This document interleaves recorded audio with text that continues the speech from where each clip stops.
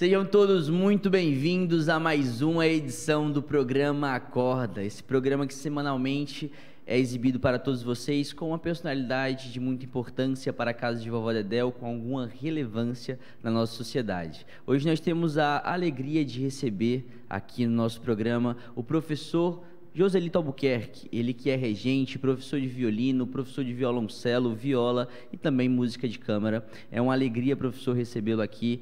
E durante esse programa eu gostaria de conversar um pouco sobre sua vida, para que quem está em casa entenda um pouquinho da importância e da sua história, que se une também à história da casa de Vovó Dedé. Mais uma vez, muito obrigado por ter aceito esse convite e vamos dar início a esse bate-papo. Eu é que agradeço e é um grande privilégio estar aqui para essa entrevista. Que maravilha. Professor Joselito, eu andei lendo e pesquisando um pouco sobre sua trajetória na música e eu gostaria de entender como ela começou. Vi que existiram muitas viagens, muitas formações. Sim. Você passou um tempo morando fora do nosso país. Sim. E eu quero entender como que a música entrou na sua vida. Você nasceu no interior do nosso estado, sim, Massapê? Sim. E eu gostaria que você falasse como que foi o seu primeiro contato com a música e qual foi o instrumento, como que a música foi introduzida na sua vida.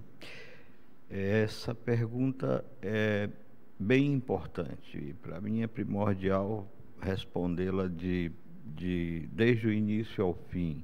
É lógico que eu vou resumir algumas coisas, mas primeiramente eu acredito que a trajetória de cada ser é definida por um plano espiritual maior. Então eu vejo que o fato de eu estar lidando com música ou vivendo a vida de músico aqui nessa terra, isso foi escolhido por Deus. Essa é a primeira certeza que eu tenho. O Deus Altíssimo, Todo-Poderoso, Onipotente, Onipresente, Onisciente. E o segundo ponto muito importante, né? Minha mãe está inteiramente ligada a esse segundo motivo. Até ela estudou em São Benedito. Na época existia o canto orfeônico, que foi implantado nas escolas por Villa-Lobos. Hoje em dia, infelizmente, não temos mais isso, mas pode-se voltar a essa prática, né, de descobrir talentos musicais nas escolas, que nós sabemos que existem aos milhares, e todos esses meninos, esses talentos poderiam ser descobertos através do ensino da música na escola. A partir de 4, 5, 6 anos de idade, isso já é possível fazer. Mas, concluindo aqui sobre a minha mãe, né? Então, ela lá em São Benedito, ela estudou órgão de igreja. Esse foi o primeiro contato que ela teve com música. E tocava sempre nas missas, nos acontecimentos da igreja, nas festas da igreja, né? Então, ela sempre, durante toda a vida, tocou harmônio, naquele harmônio que a gente pedalava. Naquela época não tinha nada elétrico, era a pedal, né? Por tradição familiar, ela já tocava acordeon, né? Os meus avós, todos, os meus tios, todos tocavam acordeon e violão, né? Agora eu quero ir um pouquinho mais além, né? Meu bisavô foi para a Amazônia na época do cultivo da borracha e tal. E lá ele casou-se com uma índia já civilizada. O nome dela era Juvita. E ela tocava justamente rabeca. Na época lá se chamava rabeca, mas seria violino. Então existiam muitos aqueles saraus nas fazendas e tal, e era assim e aí desde dessa época eu já conheço a história e a descendência musical que vem em todas as gerações da minha família, né? Eu não sou o único, tenho outros primos que tocam também, que por acaso começaram a tocar, mas esse lado musical é realmente importante salientar, porque vem principalmente da minha mãe, né? Um outro ponto importante é que durante a minha gestação ou durante a gravidez da minha mãe, ela não parou de tocar órgão, o teclado, aliás, é órgão de igreja, né? E também não parou de tocar acordeon comigo dentro do ventre ou dentro da barriga, né? Então eu acho que isso impacta muito a quem está sendo gerado. Se nós colocarmos uma música bela para uma gestante ouvir, certamente isso vai impactar na criança. Então você imagina ter um acordeon aqui no pé da sua orelha, a mais ou menos uns 3, 4 centímetros de onde você está, ali no conforto do ventre da mãe. Então, eu acredito que eu não poderia ser outra coisa na vida a não ser trilhar esses caminhos musicais. Então, acredito que por aí eu cheguei à vida musical, cheguei a ser músico e não me vejo fazendo outra coisa. Maravilha. A minha mente funciona 24 horas pensando em música, procurando resolver coisas de música, enfim, é dessa forma. Maravilha. Eu ia fazer uma pergunta, mas eu já quero tirar outra dúvida da cabeça. Sim. Você falou que não conseguiria imaginar viver, fazer outra coisa, mas eu gostaria de saber se durante sua vida, por algum motivo, você teve que fazer alguma outra coisa sem ser a música, você teve que trabalhar com algo que fosse totalmente não relacionado com a música. Sim, tive. Quando eu fui ao Japão, eu fui com intuito missionário, né? Na época, era uma outra época, né? Então eu viajei com intuito missionário para fazer algumas coisas da igreja e tudo, né? Eu sempre pertenci à Igreja Assembleia de Deus, apesar de que hoje eu não estou muito assíduo, né? Mas sempre fui membro da igreja, então a intenção era essa. Só que nós temos um porém. Todas as igrejas têm uma ambientação musical realmente significativa. E eu passei logo a tratar das coisas musicais da igreja. Então, isso lá no Japão, logo que foi visto por japoneses, por pessoas que conheciam música, né? Inclusive uma dessas pessoas, ela foi a um ponto máximo de reconhecer a minha descendência de escola de violino. Por exemplo, eu estudei aqui, iniciei em Fortaleza com o maestro Alberto Jafé e sua esposa Deise de Luca. Então, o maestro Jafé estudou na Universidade de Colônia, na Alemanha, e assim ele fez um método baseado no que ele trouxe da Universidade de Colônia.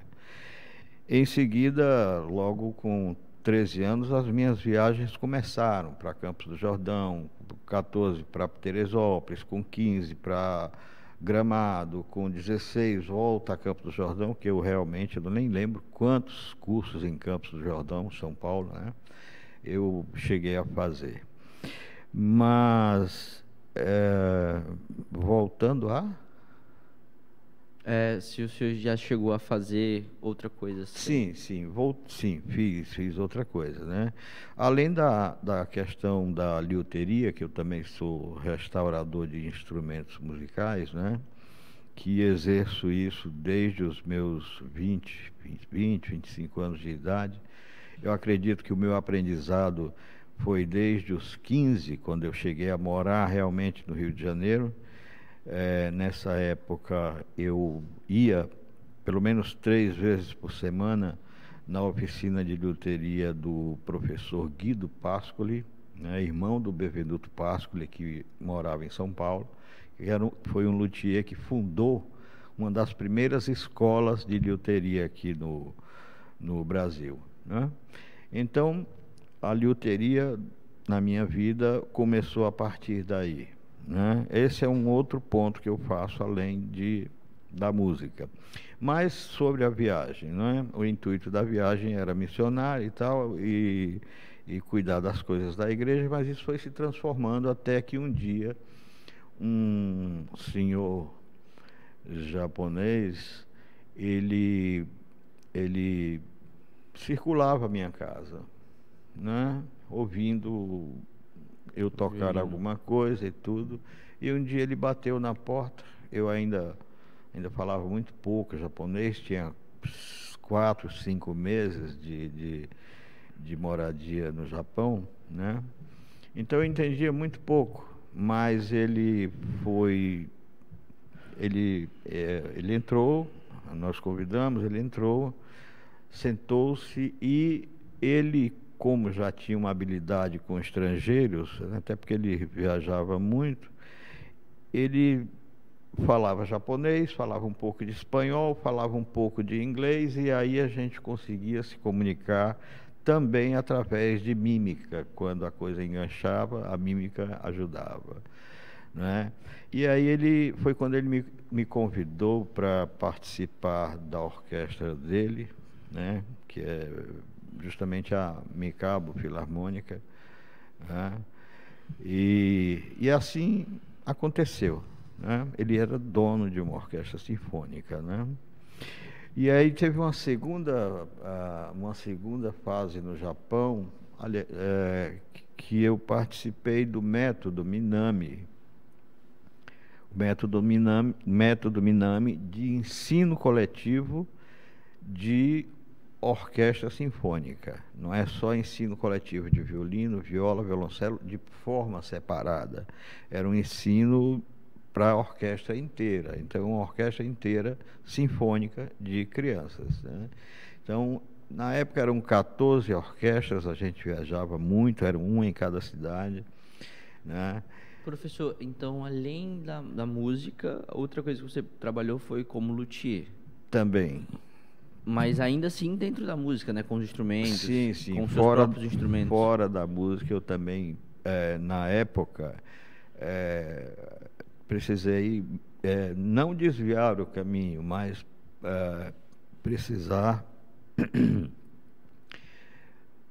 cuidar da vida, sustentar o nosso dia a dia, né? Então, só concluindo aqui sobre o Minami, ele tinha essas 14 orquestras e a gente dava assistência de liuteria, de crianças, e enfim, foi uma época muito movimentada, né? E teve uma época também que eu trabalhei por alguns meses na Canon, né? Essa que faz as câmeras e tal, que legal. Né? Então, era uma coisa assim muito simples que era para fazer, mas eu tinha o meu dia que começava bem cedo e terminava 4:30 da tarde, de modo que eu conseguia fazer as minhas outras atividades nesse horário aí, a partir de 5, 6 horas da tarde até 10, 11 horas. Era um regime bem puxado, era um pouco cansativo, mas é o prazer com que a gente faz as coisas. Você trabalhou na Canon aonde? No Japão. Lá também? Sim. Entendi. Durante um bom tempo. Um bom tempo, 1 ano e alguma coisa, né? Entendi. Assim. A gente deu um salto, professor. Eu queria retornar um pouquinho ainda falando sobre a sua infância para entender como que foi a sua saída de Massapê até chegar. Não sei se o senhor veio direto para o Ceará ou se foi para outro canto, mas eu acredito que o senhor tenha começado os seus estudos no violino aqui, como você falou, que foi aqui em Fortaleza com o maestro. Então, como que foi essa transição, saindo do interior para vir para cá, começando a estudar? Na época, a minha mãe queria fazer direito. Ela já tinha feito letras. Só para ficar mais claro, o senhor é o irmão mais velho, mais velho, novo? Tenho de mais irmãos? De 4 irmãos. Sou o mais velho. Tenho mais 3 irmãos, né? E a vinda para cá foi justamente por isso, porque na época em Sobral ainda não tinha o curso de Direito e a minha mãe queria muito fazer, né? Ela fez o curso de letras e tal, mas ela queria realmente alongar os estudos e tal, enfim.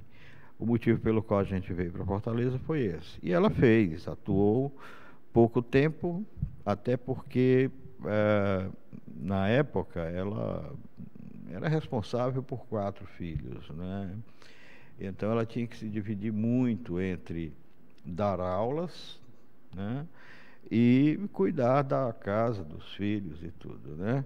Por exemplo, no Justiniano de Serpa, que é um colégio conhecidíssimo, que ela deu aula lá por 27 anos. Caraca. No Liceu do Ceará por mais talvez uns 6, 7 anos, entende? E em muitos lugares assim, ela passou por outros também muito importantes. Tem um que fica em frente ao Justiniano de Serpa, também que eu não me recordo o nome. Ela também foi professora lá, não só de português, mas de francês também, né? Então, assim, hoje ela está aposentada, só fazendo poesias.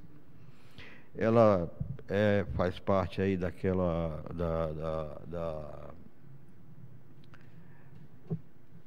Recanto das Letras aqui. Lá tem milhares de poesias que ela ainda hoje, já com 85 anos, a saúde muito debilitada, mas ela ainda consegue mexer os dedos. Então ela continua fazendo as poesias que eu acho lindíssimas, entende? Pela imaginação, pela criatividade, e criou um estilo literário. De certa forma, ela intitulou de Albus Quercus, né? Que seria Albuquerque. Albus seria alvo, né? E Quercus seria carvalho, que é o nome daquela madeira que a gente tem aí desde o início do Velho Testamento da Bíblia. O carvalho já é citado, né? Então, Albuquerque significa carvalho branco, né? Que talvez seja um nome de origem moura, árabe, alguma coisa, pela iniciação do nome, pelo Aélio, talvez, né? Então, a mudança para cá houve por conta dos estudos da minha mãe, que ela queria concluir, expandir tudo, né? Hoje está aposentada, né? Já tem bastante idade e tudo, mas tem uma significância realmente muito importante na minha vida, na vida dos meus irmãos. Foi quem influenciou, foi quem praticamente deu direção a todos, né? E a gente sempre tem que agradecer, né, à mãe, ao pai, que nos colocaram aqui no mundo, e principalmente por ter herdado dela essa veia musical, né? Esse caminho musical, que para mim é muito mais intuitivo, né, que qualquer coisa. Eu sempre vejo esse caminho como uma folha seca, que dá uma ventania e de repente a gente vai parar em um determinado lugar que a gente não espera. E de repente dá uma ventania lá, a gente vai para outro. E assim foi toda a minha vida. Eu fui para o Rio de Janeiro de mudança, né, com 14 para 15 anos de idade. Eu queria estudar começou estudando aqui o violino? Com 13, aí, 12 para 13. E passou quanto tempo aqui em Fortaleza ainda?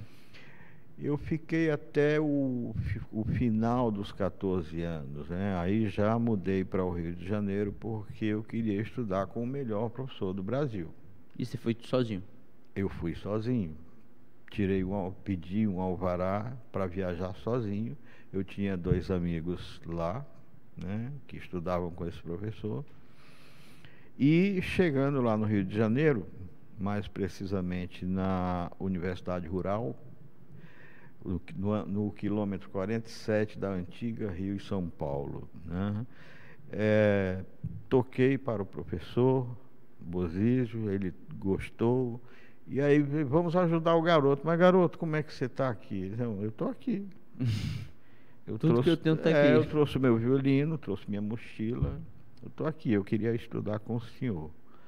Aí a surpresa, né? Se encantou por essa a surpresa, talvez pela coragem de sair ou pela loucura, né? De uma das duas.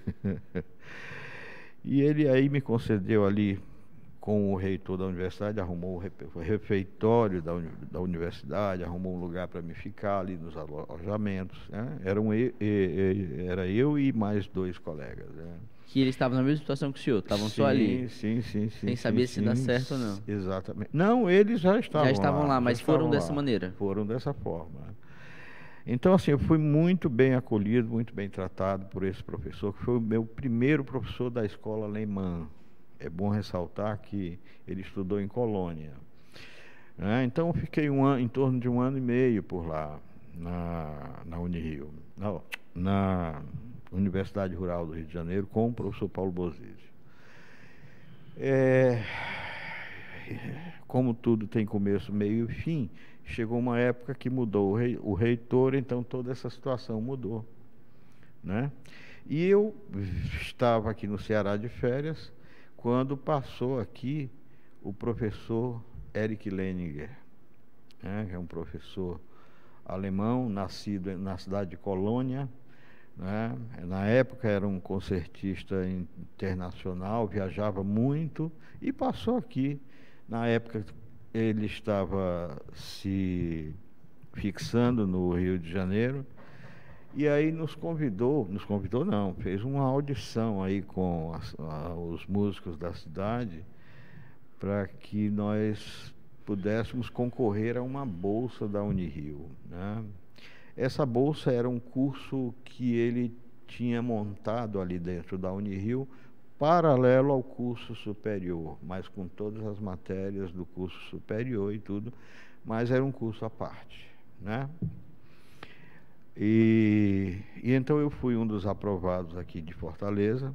Nós de Fortaleza, 3 foram. Alguns outros foram, mas não conseguiram continuar, infelizmente, né? Mas continuam com a música.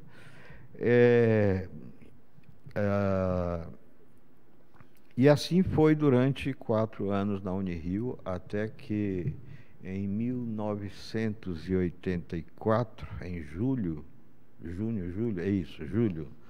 eu fui a Campos do Jordão, mais uma vez a convite do maestro Eleazar de Carvalho. O maestro Eleazar de Carvalho foi uma pessoa muito presente na minha vida, desde os meus 13 anos de idade, quando eu o conheci. Ele sempre nos dava uma bolsa de estudos, onde tivesse um festival de música, um curso de férias, né? Então, mais uma vez, ele nos chamou para o curso de inverno de Campos do Jordão, em 84.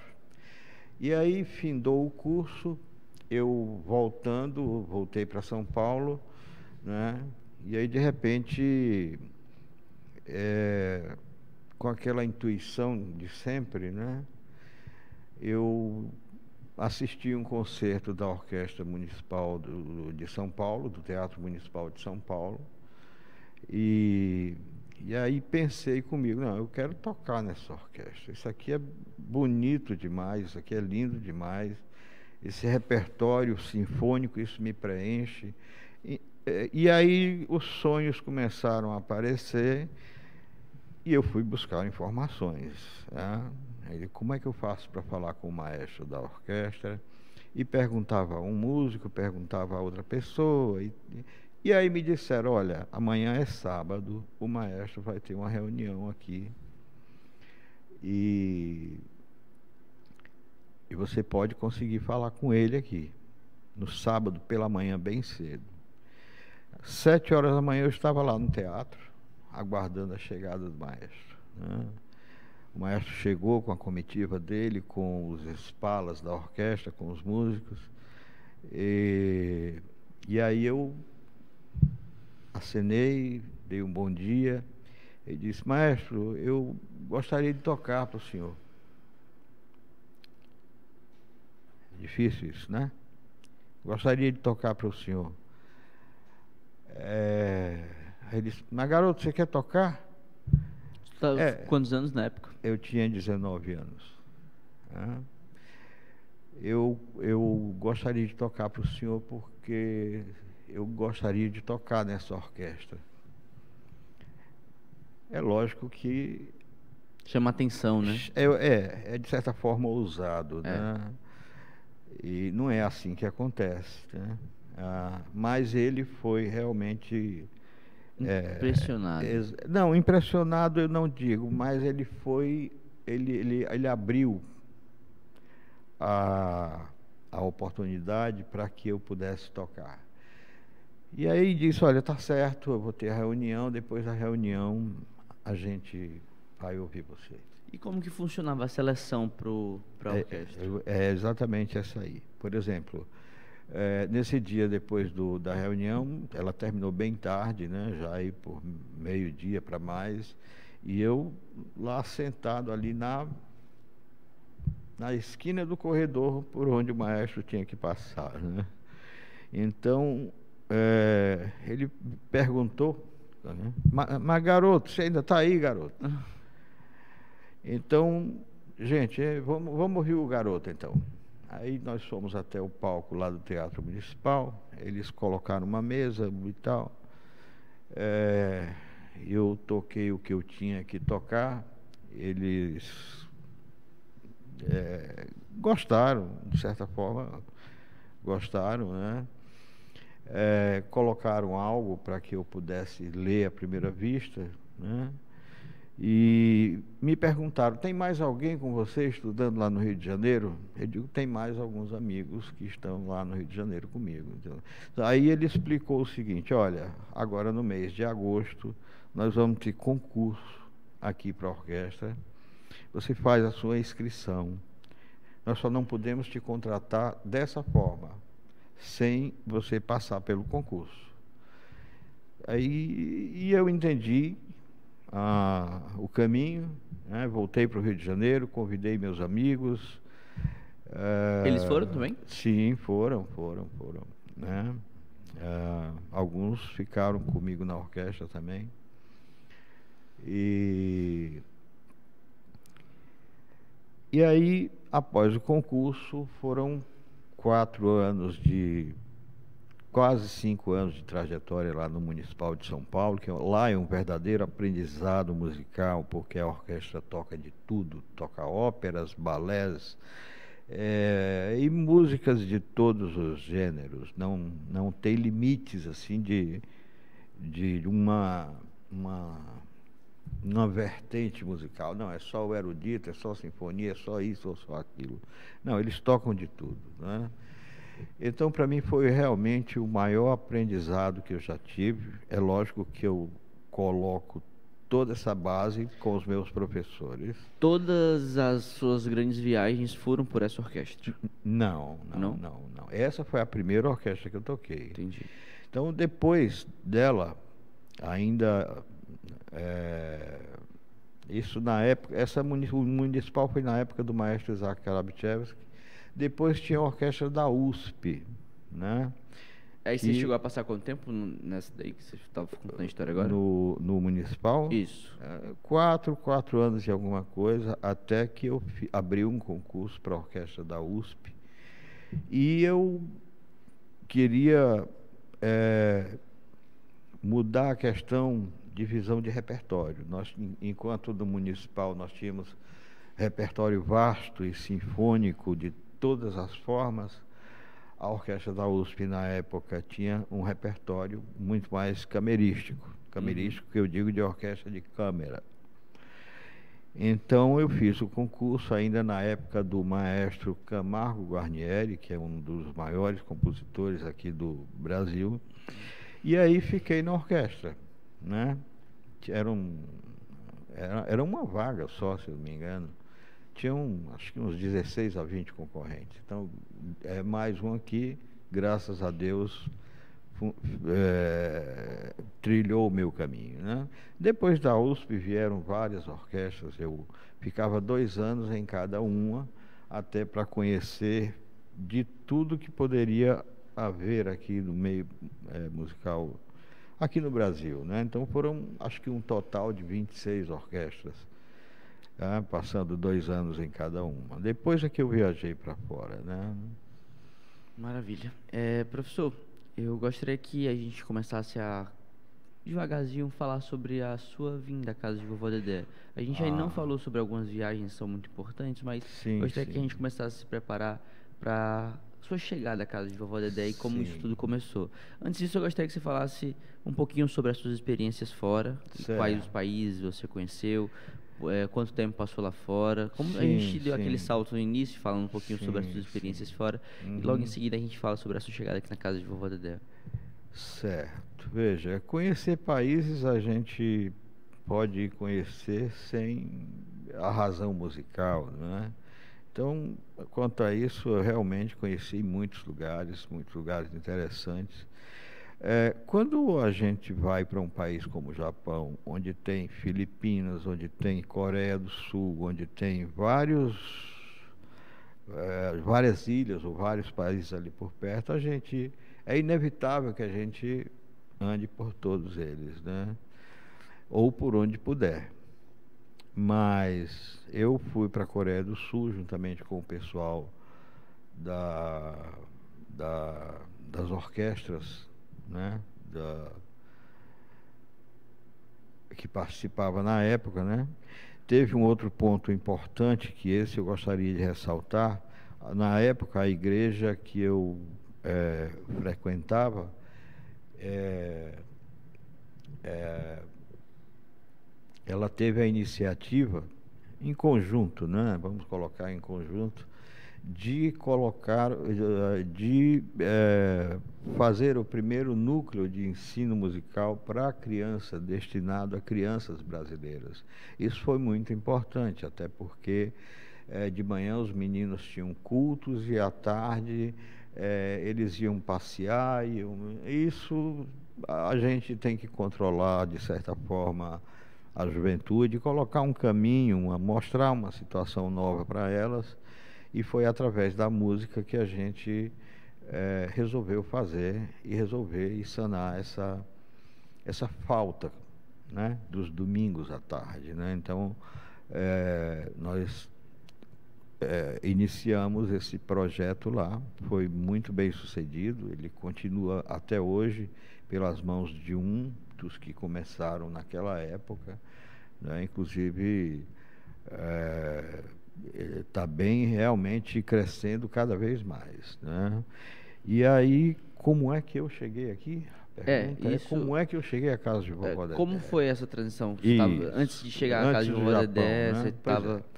Eu queria passar aqui a virada do século. Isso eu não Você veio do Japão. do Japão, e vim passar com a minha família. Eu já não os via há mais de 9 anos, já entrando em 10 anos. A primeira Então, vez que você viajou para fora foi por qual dessas orquestras que você falou? Foi pela Municipal? Não foi pela não, Municipal? a primeira vez que eu comecei as viagens foram com 13 anos, para os cursos de férias. Mas para fora do país? Com 15 eu fui morar no Rio de Janeiro, fiquei uns 4 anos e pouco, alguma coisa, até chegar em São Paulo, que foi para a Municipal de São Paulo, né? Depois foi para a Orquestra da USP, a Orquestra de Salvador, a Orquestra de João Pessoa, a Sinfônica do Recife, a Armorial do Recife. Tinha outra orquestrinha que era muito querida lá dos amigos, né, lá em Recife. Depois disso, Curitiba, depois a Orquestra Estadual de Londrina, da Universidade de Londrina, e muitas outras, né? Com a Orquestra do Mato Grosso, por exemplo, a gente viajou, acho que quase todas as capitais. Acho que faltaram duas, mas essas duas eu já conhecia. O estado era São Paulo e Rio Grande do Norte. Esses dois nós não fomos tocar, mas foi uma turnê de 3 meses com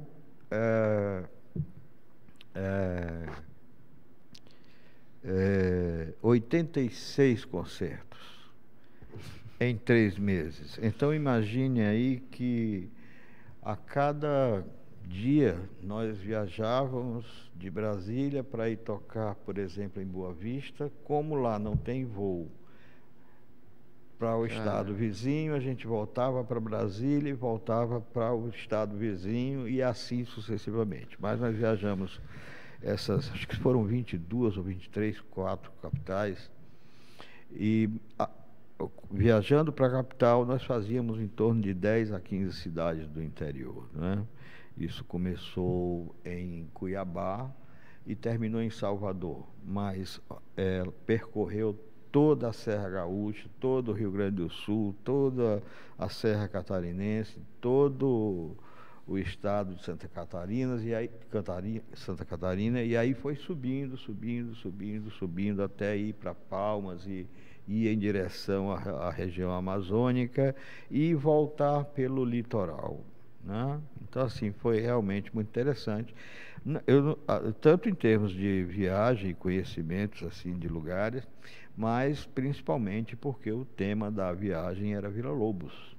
Então, assim, o que nós preparamos ali na época era de Villa-Lobos, era o que tinha de mais significante, de melhor, de mais bonito, de mais ouvido, de mais gravado, né? E com isso a gente gravou vários CDs, na época vários CDs, né? E tiveram outras turnês ali dentro do estado do Mato Grosso mesmo, e com a Orquestra do Mato Grosso, né? Mas, assim, o mais importante foi isso, né? Fora, quando estava no Japão, a gente viajou para muitos lugares, né? O mais significativo para mim foi a Coreia do Sul e tal. Por que foi mais significativo para você? Porque o ambiente musical é realmente de alto nível, um padrão realmente fantástico. E eu consegui muitas coisas que eu persegui há muito tempo, que eram partituras. Eu vou fazer uma comparação rápida, uma coisa bem simples. A passagem do Japão para a Coreia do Sul é bem barata. Leva 40 minutos de voo, né? E aí, quando eu cheguei na Coreia, que eu entrei numa loja de partituras, eu digo, pelo amor de Deus, olha o preço disso aqui em relação ao ien. Aí eu não hesitei, fui fazendo pilhas e pilhas e pilhas de partitura que eu gostaria de ter como edição original e tal, e nova, né? Enfim, eu tive que trazer em torno de 2 a 3 malas, uma menor, 2 maiores e uma mala menor. Todas com partituras? Todas de partitura. Então, a gente pode aí ter a certeza que o peso dessas malas ultrapassou assim muito o preço da passagem ali da Coreia para o Japão, por exemplo, né? E ainda hoje eu tenho essas partituras aí, guardo com muito carinho, né? Mas eram coisas que para mim tinham um valor muito grande. A partitura original da coisa tal, que era muito difícil a gente encontrar por aqui. E lá é muito fácil. E conheci alguns violinistas, assisti alguns concertos e tudo. É realmente fascinante. Essa é a palavra certa. Que maravilha. E agora eu quero conseguir entender, professor, como que dentro de todas essas viagens, sim, todas essas experiências fora, você veio à casa de Vovó Dedé. Como que foi essa mudança? Pronto. Vamos partir do ponto em que eu vim passar aqui a virada do século. E aí... Nos anos 2000. Nos anos 2000, exato. Eu, lá no Japão, na época não tinha internet, ainda a gente não conseguia ver muitas notícias aqui. Nós tínhamos que alugar uma fita de vídeo, por exemplo, do Globo Repórter, por exemplo, para ver algumas coisas. E o contato com a sua família, como que era, professor? Por telefone, mas muito raro, porque era muito caro, né? É realmente caríssimo, né? Então, em um desses programas do Globo Repórter, ele mostrou aqui as praias do futuro, praia de Iracema, praia do Cumbuco, praia do Seu. Isso numa época em que a neve atinge a 20 metros no Japão em determinados lugares. E para a gente abrir a porta de casa, você precisa cavar com uma pá. Entende? E eu realmente ali me deu... Onde você ficou no Japão? Primeiramente eu fui para Tsukuba, que é a cidade da ciência, uma cidade super evoluída. Aliás, no Japão tudo é super evoluído, e tem também o lado camponês, que é super preservado também como cultura local deles. Eles realmente preservam muito bem essa parte, né? Fui para Tsukuba, é, é, conheci muitas coisas musicais lá, inclusive o Palácio da Guitarra, que fica lá, né? E aí depois eu tive que mudar mais para perto de Tóquio, né? A gente foi morar em Honjo, pronunciando aqui, né? Honjo. E a gente queria estar mais perto de Tóquio, até mais perto também do Shinkansen, que é o trem-bala, né? Em questão de meia hora a gente estava em Tóquio, né? Se fosse de carro, seriam umas 3, 4, né? E eu voltei aqui para o Ceará por conta dessa pergunta interior. Eu tendo todas essas praias, essas coisas, eu estou vivendo num lugar de clima super frio já há bastante tempo, né? Já tinha acho que 5 anos que eu estava por lá, né? Eu digo, olha, eu acho que está na hora de voltar. Foi quando eu vim passar o ano 2000 aqui, e aí conheci a Orquestra Eleazar de Carvalho, à época com o maestro Márcio Landi, que numa conversa rápida, simples, ele perguntou, você quer ficar aqui na orquestra? Com certeza. Aí eu disse, maestro, eu quero. E aí como é que você vai fazer? Não, eu vou no Japão agora, esse próximo mês, eu tenho que desfazer a minha vida por lá, isso é muito importante, você deixar tudo que você fez em perfeitas condições. Ou seja, se tem casa alugada, se tem isso, tem aquilo, tem seu trabalho e tudo, você tem que comunicar a todo mundo e principalmente comunicar aos órgãos, eu diria federais, né? A imigração, por exemplo, você tem que estar com tudo isso muito bem resolvido. Então, uma próxima ida seria, pode de ser certa prejudicada, forma, né? pode ser prejudicada por um detalhe pequeno, né? Então eu fui lá, cancelei a minha vida e voltei para cá e vim para a Orquestra Eleazar de Carvalho, né? Passei em torno de 15 anos na orquestra, fui espala da Orquestra Eleazar. Então, 2015. Não, em 2001. Não, 2001 você iniciou. Aí passou 15 anos. 2000 já iniciei. Então, em 2015 né? Foi quando o desligamento. Quando eu me desliguei da orquestra e tal. Na época o maestro era o professor Márcio Landi, né?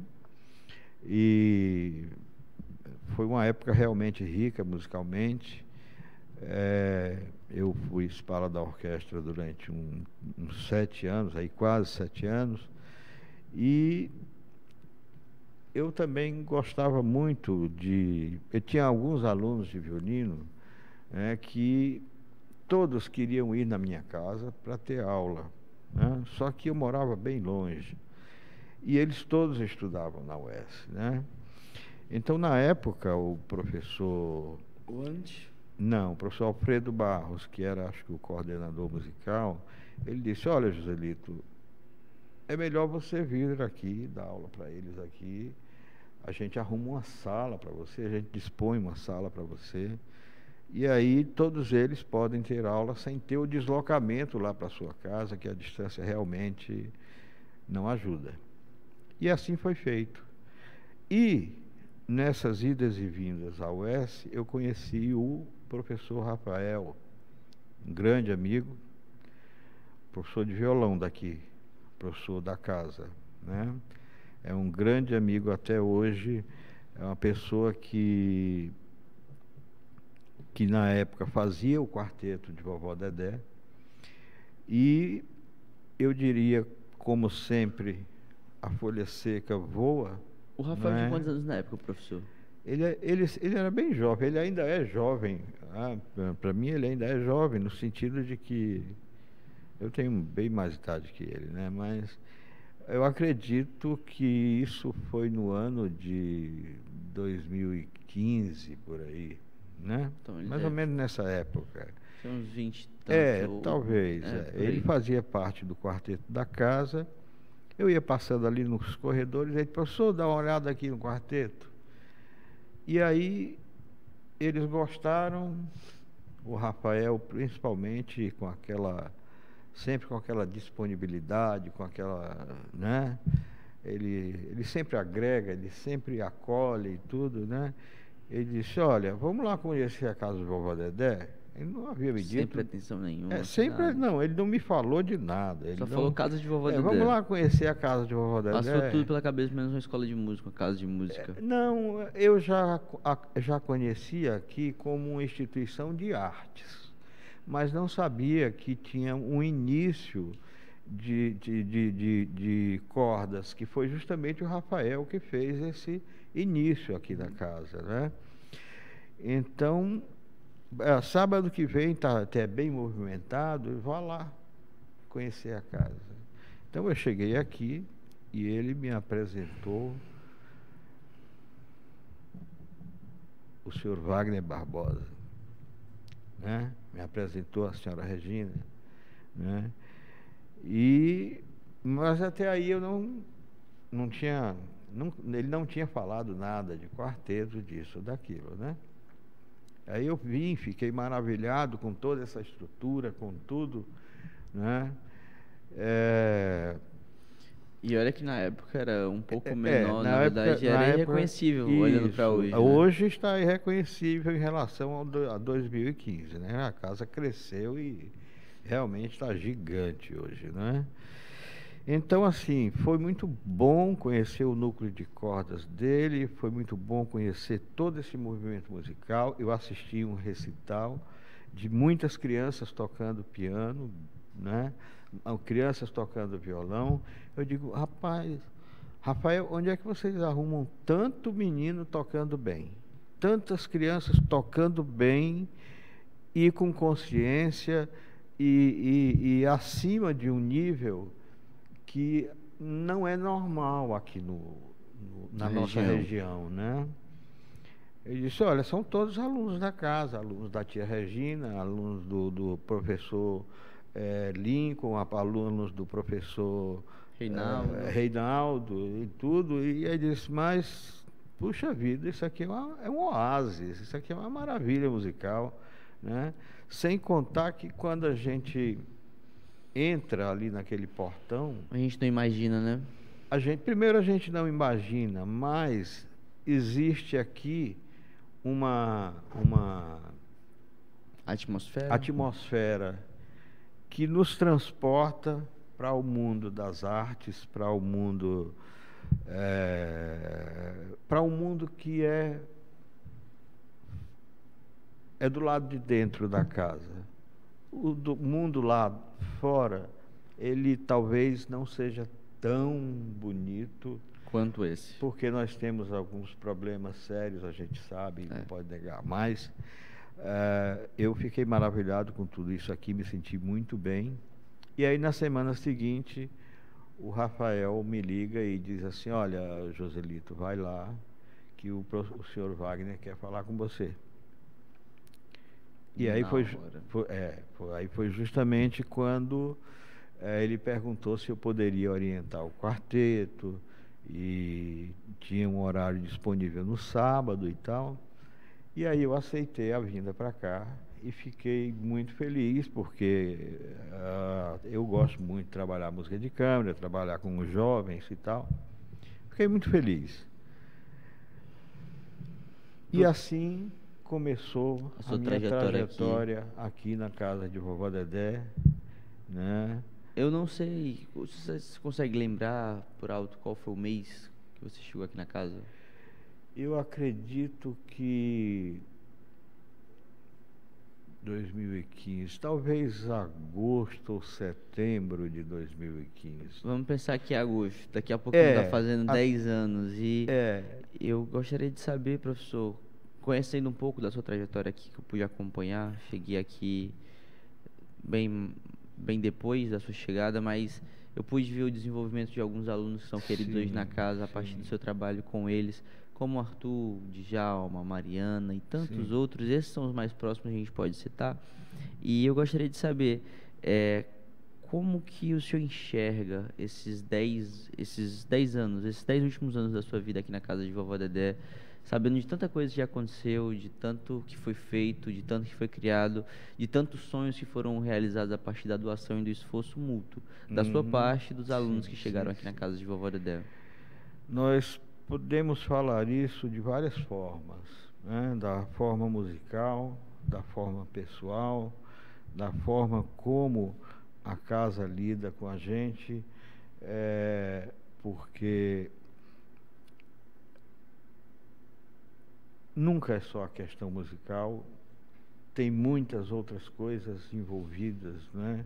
Para que a gente permaneça eh, por tanto tempo, né? Por gostar, por ter o coração aberto para casa, por uma série de razões. Mas musicalmente, desde o início, o primeiro grupo foi o quarteto, né? A formação do quarteto mudou, mas ele continuou produzindo e assim foi crescendo. Depois nós tivemos uma orquestra de câmara que foi iniciada do zero, do Suzuki, até se apresentar nos melhores palcos em Fortaleza.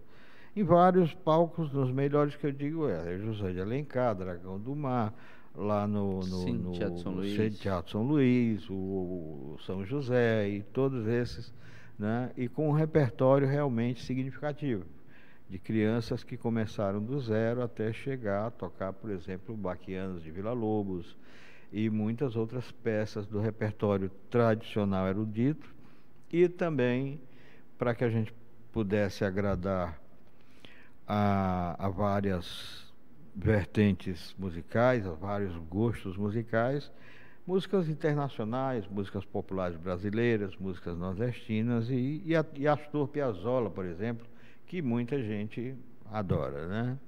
Então, assim, o trabalho musical foi sempre voltado, primeiro, para o desenvolvimento do músico, para a lapidação do músico, que esse trabalho de música de câmara, principalmente, é feito para que o músico possa ser lapidado, né? É, e começamos o trio, que em sua trajetória aí já tem inúmeras gravações, né? Já tocou em muitos palcos, grandes palcos aqui de Fortaleza, tem uma aprovação muito significante do público, é sempre muito bem aplaudido, né? Os meninos adoram trabalhar, né? E assim, estão tocando um repertório de nível altíssimo, por exemplo, um trio de Ravel, os trios de Beethoven eles fizeram, os trios e outros trios virtuosísticos, por exemplo, que são mais populares, fizeram muita coisa. E a gente continua fazendo. Temos uma próxima gravação, dia 20, justamente de 4 trios. Por exemplo, Ravel, o trio em Dó maior de Mozart, o trio de Mendelssohn novamente, e temos um quarto trio, eu acho que não me fugiu agora, mas sim, temos 4 trios para gravar agora, dia 20. Então, assim, é sempre uma evolução. Eu vejo a cada semestre, a cada mês, a cada semestre, a cada ano, eu sempre vejo uma evolução dos grupos, né? Formados aqui na casa de Vovó Formados aqui Dedé. na casa de Vovó Dedé. E existe um diferencial, né? Nós precisamos direcionar esses jovens para que eles compreendam o meio erudito, a música erudita, mas que também é necessário, até por uma questão de tornar-se um músico melhor, de ter mais conhecimento, de conhecer outras vertentes musical. Por isso nós temos no trio, por exemplo, repertórios de Piazzolla, repertórios nordestinos, e, enfim, outros e muitos outros, né? Eles precisam saber tocar de tudo. E eu acredito que a síntese de tudo desse repertório é que torna realmente o trio especial, porque ele vai saber tocar qualquer compositor, ele vai saber tocar qualquer estilo. Nós também fazemos um trabalho sobre épocas, né? Olha, essa música pertence a que época? Pertence ao barroco, ao classicismo, ao romantismo. Eu já pude acompanhar uma vez essas suas explicações na hora da escolha do repertório. Sim, e é impressionante.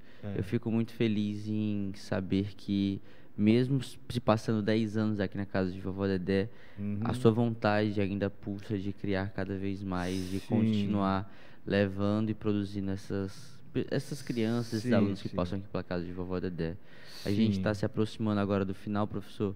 A gente vai encerrar esse programa, mas eu fico muito feliz em poder conhecer mais um pouco da sua trajetória, da sua vida, e poder compartilhar isso com quem assiste a casa de vovó Dedé e precisa, na verdade, conhecer quem faz a casa de vovó Dedé, quem que movimenta nas nossas salas, no nosso dia a dia, as nossas atividades. Então, muito obrigado, professor, por dedicar uma horinha do seu dia para a gente aqui e por dedicar tanto tempo da sua vida à formação dessas crianças que são atendidas pela casa de vovó Dedé.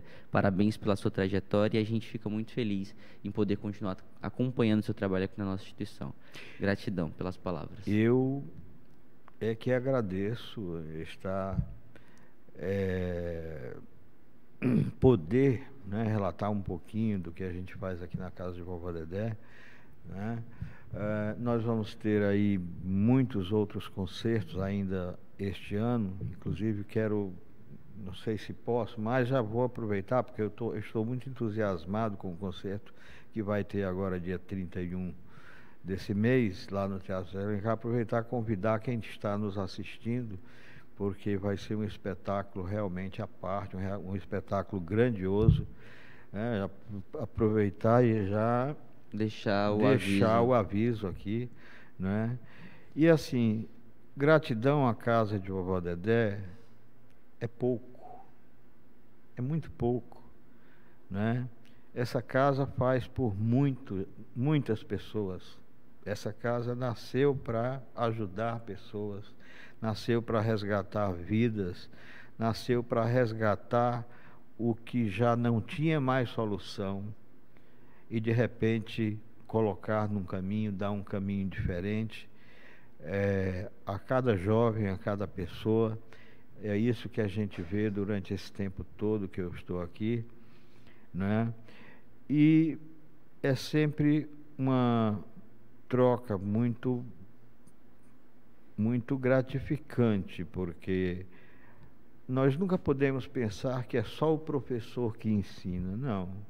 Na realidade, os alunos nos ensinam muito. E muito.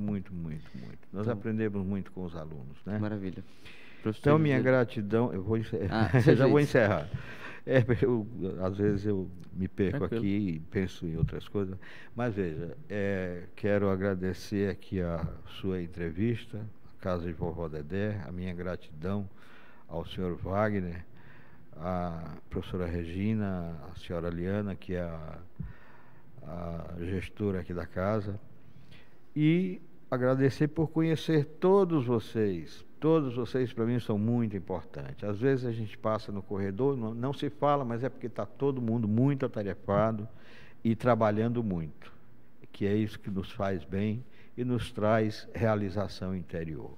Muito obrigado a vocês, muito obrigado, Elielton. Muito obrigado, professor Joelito. E como o professor falou, continue acompanhando a Casa de Vovó Dedé, não somente para que fiquem por dentro desse evento que está bem próximo da gente, mas para ficarem por dentro de outras atividades que ocorrem pela Casa de Vovó Dedé, eventos criados pela nossa instituição. Professor, mais uma vez, muito obrigado pela audiência de cada um de vocês. Eu espero que vocês continuem acompanhando a gente, tanto pelas nossas redes sociais, como também pelo nosso canal do YouTube, onde nós exibiremos mais edições desse programa Acorda, programa Nós em Rede, programa Acorda Nós em Rede. Então daqui a pouquinho a gente volta com muito mais. Eu conto com a audiência de vocês. Um grande abraço e até a nossa próxima edição.